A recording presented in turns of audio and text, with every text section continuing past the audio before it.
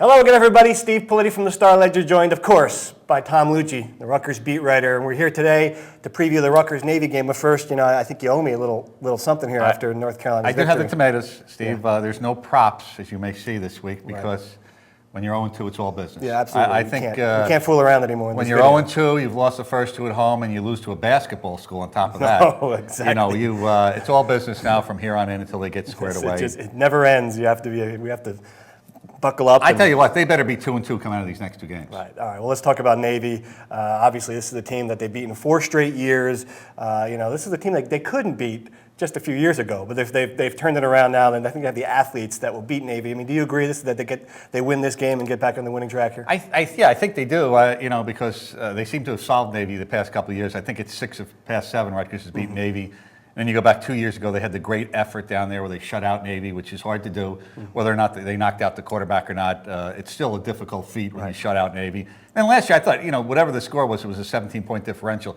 I thought Rutgers pretty much dominated that game. They had it in control. So it seems like they've solved Navy. Yet, on the flip side, we haven't seen this group of linebackers, attack Navy. And Navy does have the leading rusher in the country in Sean White. Right. And they can always be dangerous with that running game, with that triple option. Right, so it'll be a test for the defense. I think most people, at least Rutgers fans, are focused on what the offense has done. And I know Mike Teal, Greg Schiano came out, big vote of confidence, not only for this game. I think he's saying that Mike Teal is his quarterback for the season, which I found a little unusual. Any position player would have his job guaranteed for an entire year. Do you think he's making the right move by sticking with him? Well, I think for now, since Mike got them through the first 2 games, which were very difficult, I think it's only fair to give him a chance to get back on his feet against Navy and Morgan State. My personal view would be if he does that, gets back on his feet, and they go to West Virginia and they lay an egg or they don't play well, and Mike has 2 or 3 more interceptions, then I think you have to start thinking about next year, because all of a sudden you're 2-3 going into October, and you're in trouble in the Big East. You're 0-1 in the Big East. So at that point, I can understand staying with Mike for now, because, as I said, I think it's only fair that he has a chance to pick himself back up. He's had a tough start, and Navy and Morgan State are certainly chances for him to pad some of his numbers and give him a chance to do that. As much as Mike has struggled, he hasn't had the running game he's had in the past. You wrote about that today. Ray Rice, obviously, is going to be a few miles away in Baltimore when they're playing in Annapolis. Is Cordell Young ready? Is he the answer? I mean, what do you think we'll see different from the running game this week? Yeah, I think he's the answer if he's ready. Right. I mean, that's the answer, but I'm not sure that he's ready. He doesn't seem to be practicing much this week, so I don't know.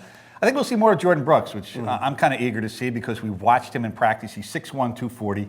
Speed, size, bruising runner, can have breakaway potential, big play potential. So we just haven't seen him a lot in a game. He carried seven times for 42 yards against North Carolina.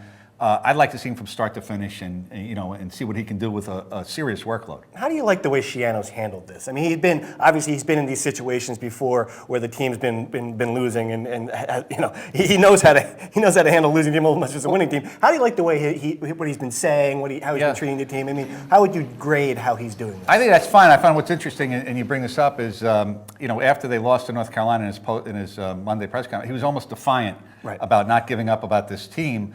And just basically looked at all of us in the media and said, "Don't judge this team until the body of work is complete." And he's affirmed his belief that this team will bounce back. He said it before, he said it again, and he has a tremendous amount of confidence in a team that, to be honest with you, I haven't seen a lot of life from so far. Right. But now they could get to 2-2, and it's going to be interesting to see if those words come back to haunt Greg, or if he turns out to be a prophet. Because he said to us, he's almost admonished us and said, "Don't give up on this team." Absolutely. At least now, let's do Big East stuff for a minute. At least now you've seen some of Louisville's a big win against Kansas State. South Florida beats Kansas. A team South Florida, the team, of course, that I picked to win the Big East in the preview video. I don't remember that. You remember? We have a clip here. Let me just show you the clip about South Florida. I think we're going to win the Big East this year. I'm going out on a limb. South Florida. To win the Big East. I look at. So you see, obviously some people could judge what the best team was in the preseason. I just missed that. I know I was here. It's one of those things I didn't catch. I don't expect you to be on top of everything, Tom. You have a big job to do here, but I thought we'd. I will say this, Steve, though the Big East has bounced back a little, salvaged some of its reputation, which is nice, and they have a couple of intersectional games this week if West Virginia's Colorado. So, but the main thing is Rutgers needs to get back on track. I don't think there's any question about that. Right, and they have 2 games to do it. I think they'll win these 2 games. Can I score for this week? I'm afraid to pick a score, but I'll go 28-20. 28-20. All right, I'm going to go 6-2.